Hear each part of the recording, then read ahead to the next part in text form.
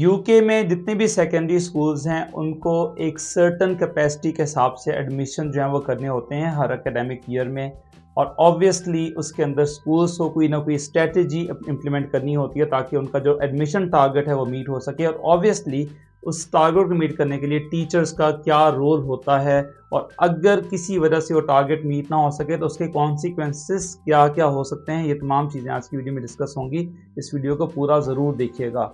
Aamir Hasan here and welcome to my Facebook page and YouTube channel. इस video को शुरू करने से पहले इस चीज़ का समझ लेना बहुत ज़रूरी है कि यूके में स्कूल्स कितनी तरह के होते हैं और उसमें एडमिशन किस तरीके से होता है, ताकि आपको थोड़ा सा आइडिया हो जाए। तो यूके में जो स्टेट स्कूल्स हैं, पहली बात तो ये कि 99% यहाँ पे जो स्टेट हैं या गवर्नमेंट स्कूल्स हैं, और यहाँ पर दो ही तरह के मेन स्कूल्स होते हैं जो मेन स्ट्रीम के अंदर आते हैं। उसमें एक प्राइमरी स्कूल होता है और एक सेकेंडरी स्कूल होता है। जो प्राइमरी स्कूल होता है उसमें बच्चे ईयर 1 से लेकर ईयर 6 तक पढ़ते हैं, और जो सेकेंडरी स्कूल है उसमें ईयर 7 से लेकर ईयर 11 तक या ईयर 7 से लेकर ईयर 13 तक पढ़ते हैं। अब ये क्वेश्चन पैदा होता है कि जो बच्चे अभी ईयर 6 में है फॉर एग्जांपल, और उन्होंने अगले साल लेट से ईयर 7 में जाना है, तो उनका एडमिशन किस तरीके से होगा? क्या वो ऑटोमेटिकली हो जाता है या उसके लिए पेरेंट्स को कुछ करना पड़ता है, या पेरेंट्स स्कूल कौन सा सिलेक्ट करते हैं, या वो स्कूल जो सिलेक्ट करने का क्राइटेरिया है वो क्या होगा? वो तमाम चीज़ें जो हैं वो मैं आपको साथ साथ बताऊँगा।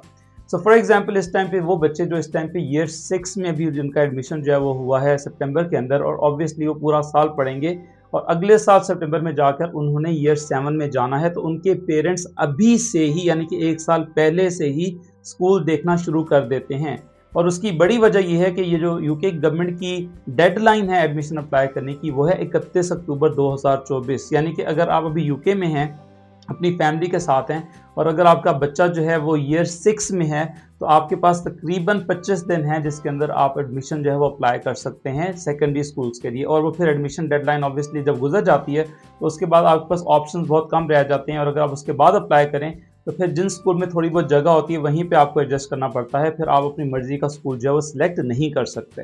बट एनीवेज वो पेरेंट्स जो भी इस टाइम पे ग्रेड 6 में उनका बच्चा गया है और वो भी पूरा साल पढ़ेगा, वो अभी से ही जो है वो स्कूल देखना शुरू कर देते हैं अपनी लोकल काउंसिल के अंदर। और यहाँ पर ऐसा ही होता है कि जो आपकी काउंसिल होती है उसके इर्द गिर्द जितने भी स्कूल लगते हैं इन कैचमेंट एरिया के अंदर, आपने उन्हीं स्कूल्स के अंदर अपना एडमिशन जो है वो अप्लाई करना होता है। और आप 3 प्रेफरेंसेस जो है वो दे सकते हैं कि आपकी क्या चॉइस है, नंबर 1 पे कौन सा स्कूल होगा, नंबर 2 पे कौन सा होगा, और नंबर 3 पे कौन सा होगा।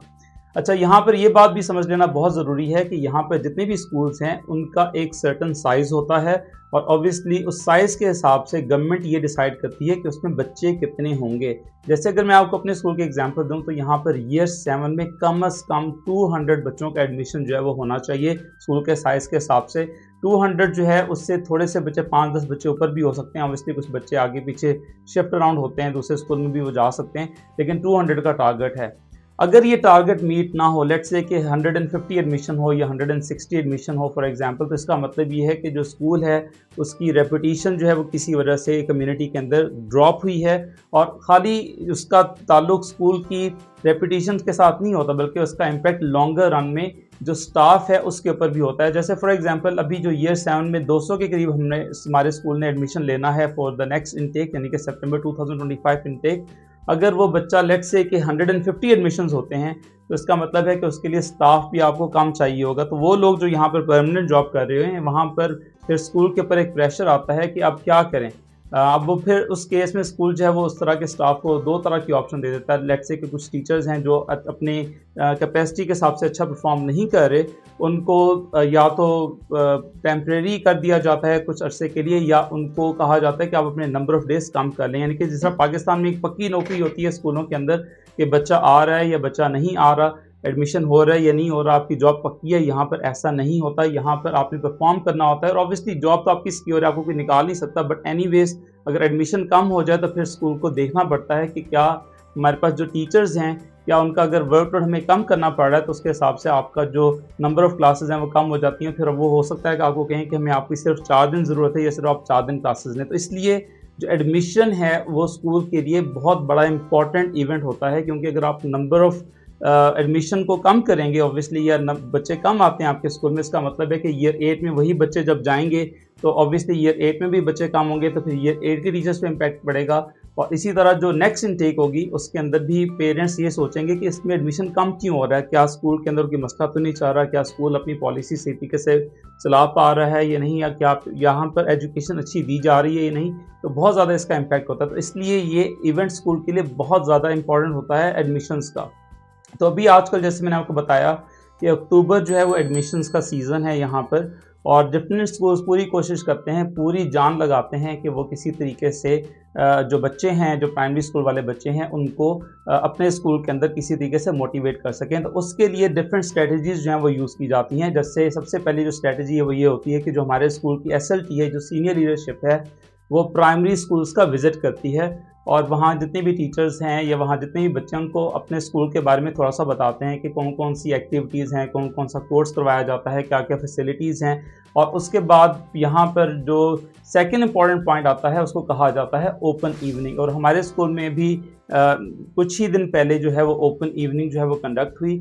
ओपन इवनिंग में बेसिकली क्या होता है कि जो पेरेंट्स हैं और जो बच्चे हैं वो स्कूल का फिज़िकली विज़िट करते हैं। वैसे तो पैरामीटर्स आपके पास डिफरेंट तरह के हो सकते हैं, जैसे कि ऑफस्टेट रिपोर्ट होती है यूके के अंदर जो बताती है कि स्कूल कितना अच्छा है या बुरा है, क्योंकि यहाँ पर रेगुलरली गवर्नमेंट की तरफ से विजिट होते हैं स्कूल के बारे में कि वो स्कूल अपनी कैपेसिटी के हिसाब से अच्छा पढ़ा रहा है, नहीं पढ़ा रहा।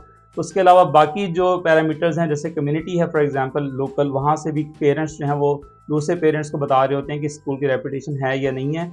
लेकिन अगर पेरेंट्स खुद से फिजिकली जाके देखना चाहते हैं कि स्कूल के अंदर क्या चल रहा है, वहाँ का साइंस डिपार्टमेंट किस तरह का है, वहाँ का मैथ्स डिपार्टमेंट किस तरीके से है, वहाँ के टीचर्स कैसे हैं, तो उनके लिए हर साल अक्टूबर में ओपन इवनिंग्स जो हैं वो रखी जाती हैं। ओपन इवनिंग्स जो बेसिकली स्टार्ट होती हैं शाम 5 बजे से लेकर 7 बजे तक। उसमें पेरेंट्स और बच्चे जो हैं वो आते हैं, वो पूरे स्कूल का विज़िट करते हैं। जो हेड टीचर हैं उनको एक स्पीच भी देते हैं और जो बाकी डिफरेंट तरह के टीचर्स हैं वो अपने क्लासरूम्स के अंदर पूरी डिमॉन्स्ट्रेशन, अपनी जो स्किल है उसको पूरे तरीके से डिमॉन्स्ट्रेट करने की कोशिश करते हैं कि जो बच्चा है वो या जो पेरेंट्स है वो मोटिवेट हों और वो इस स्कूल के अंदर एडमिशन लें। और जैसे मैंने बताया कि ये पूरे स्कूल के लिए बहुत ज़्यादा इंपॉर्टेंट होता है कि बच्चे जो हैं वो राइट अमाउंट में एडमिशन लें। अगर बच्चे राइट अमाउंट में एडमिशन नहीं लेंगे तो ऑब्वियसली स्कूल की रेपुटेशन गिर जाती है, मैंने आपको पहले भी बताया इसके बारे में। बट एनीवेज हमारी जो ओपन इवनिंग हुई अभी रिसेंटली, मैं उसके बारे में आपको थोड़ा सा बता देता हूँ कि उसमें बेसिकली जो हमारा साइंस डिपार्टमेंट था उसमें हमें कहा गया था, जो हमारी हेड ऑफ साइंस है उनकी जानब से इंस्ट्रक्शंस थी कि हमने 3 क्लासरूम्स जो हैं वो सेटअप करने हैं। क्योंकि मैं हेड ऑफ फिज़िक्स हूँ तो फिज़िक्स की जिम्मेदारी मेरे ऊपर थी। मैंने अपने रूम में 4 डिफरेंट प्रैक्टिकल्स जो हैं मैं आपको भी वीडियो में भी दिखाऊंगा कि वो सेटअप किए हुए थे। एक वेन डे ग्राफ जनरेटर था जो बेसिकली स्टैटिक इलेक्ट्रिसिटी से रिलेटेड था। दूसरा जो डेमोन्स्ट्रेशन मैंने दी थी वो बच्चों को प्लाज्मा बॉल से रिलेटेड डेमोन्स्ट्रेशन दी थी। तो नंबर 3 पे थी वो मेरे पास डिफरेंट तरह के एनर्जी सोर्सेज से हम एनर्जी कैसे प्रोड्यूस कर सकते हैं, जैसे कि विंड मिल है फॉर एग्जांपल या हाइडल पावर स्टेशन है उससे रिलेटेड। और चौथा हमारे पास था जो स्टीम इंजन है, हमारे पास उसका एक अच्छा सा मॉडल था, उसको हम किस तरीके से चला सकते हैं। तो बच्चों के लिए इस तरह की इंटरेक्टिव चीज़ें जो हैं वो बहुत फैसिनेटिंग होती हैं और बच्चों को पता चलता है कि यहाँ पर स्कूल के अंदर प्रैक्टिकली चीज़ों को सिखाया जा रहा है और पढ़ाया जा रहा है। बिल्कुल इसी तरीके से साइंस डिपार्टमेंट भी, जो बाकी केमिस्ट्री डिपार्टमेंट था और जो बायोलॉजी डिपार्टमेंट था, उसमें डिफरेंट और तरह के जो प्रैक्टिकल्स थे वो रखे गए थे। और ना सिर्फ साइंस डिपार्टमेंट में बल्कि जो मैथ्स डिपार्टमेंट है या जो लैंग्वेजेस हैं या बिजनेस है फॉर एग्जांपल, हर डिपार्टमेंट ने अपनी पूरी कोशिश की कि जब पेरेंट्स आएँ या बच्चे आएँ तो उनके पास कोई इस तरह की एक्टिविटी करने के लिए हो जिसके बारे में स्कूल को जान सकें। जैसे हमने डिफरेंट तरह की बुक्स या रिसोर्सेज रखे हुए थे, जो बच्चों की बुक्स होती हैं जिसमें वो अपना क्लास वर्क लिख रहे होते हैं, वो भी वहाँ पर डिस्प्ले में लगाई जाती हैं। जो कॉरिडोर्स हैं उसको चमकाया जाता है, अच्छे तरीके से सजाया जाता है, डिफरेंट तरह की चीज़ें जो हैं उसमें डिस्प्ले पे लगाई जाती हैं। और उसके बाद फिर बॉल जो है वो पेरेंट्स के कोर्ट में होती हैं कि पेरेंट्स क्या उस स्कूल को सिलेक्ट करते हैं या नहीं करते। फिर पेरेंट्स के पास ज़ाहिर है 3 या 4 स्कूल नियर बाय में होते हैं, वो अक्टूबर के अंदर ही अपनी ओपन इवनिंग्स जो हैं वो रख रहे होते हैं। तो पेरेंट्स उन तमाम स्कूलों में जाते हैं जो उनके जहन में होते हैं और उसके बाद 31 अक्टूबर को वो एक फॉर्म फिल करते हैं जिसमें वो बताते हैं कि हमारी प्रेफरेंस क्या है, कि हमने नंबर 1 के स्कूल को चूज़ करना है, नंबर 2 और नंबर 3 के ऊपर।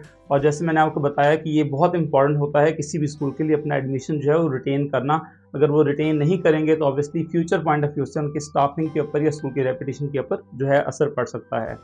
उसके अलावा पेरेंट्स जो हैं उनके लिए एक और चीज़ जिसे कहा जाता है ओपन मॉर्निंग्स, उसका भी इनेकाद किया जाता है। वो भी अभी मेरे ख्याल में 2 हफ्ते बाद हमारे स्कूल में होगी। ओपन मॉर्निंग में क्या होता है कि जो पेरेंट्स हैं और जो भी या बच्चे भी हैं, फॉर एग्जांपल बच्चे तो जनरली प्राइमरी स्कूल में होंगे, लेकिन जो पेरेंट्स हैं वो स्कूल आवर्स के दौरान सुबह के टाइम विज़िट कर सकते हैं और वो रैंडमली किसी भी क्लासरूम को और अगर ऑब्ज़र्व करना चाहें तो वो भी ऑब्ज़र्व कर सकते हैं। वो दूर से कॉरिडोर से गुजरते हैं, तो जिससे उनको आइडिया होता है कि स्कूल में डिसिप्लिन किस तरीके से है, बच्चे किस तरीके से एक क्लास से दूसरी क्लास में जा रहे हैं, बच्चों का बिहेवियर कैसे है, टीचर्स किस तरीके से हैं, लोग किस तरह के हैं। तो वो तमाम चीज़ें करने के बाद वो अपना माइंड जो है वो मेक करते हैं कि हमने पहली प्रेफ़रेंस जो है वो किस स्कूल को देनी है। अब ज़रूरी नहीं होता काउंसिल के अंदर कि जो अगर आपने पहली प्रेफ़रेंस दी है तो आपको उसी स्कूल में एडमिशन मिल जाए।